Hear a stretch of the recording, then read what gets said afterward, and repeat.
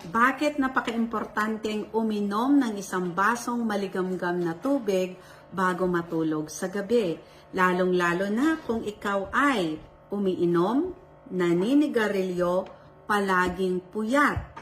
ikaw ay palaging galit,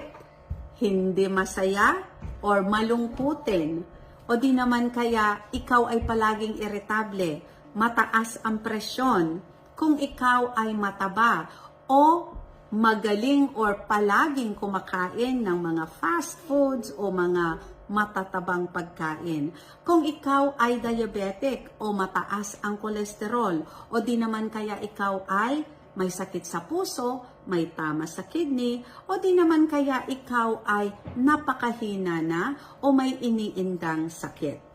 Dahil ang pag-inom ng isang basong tubig sa gabi ay makakatulong para paganda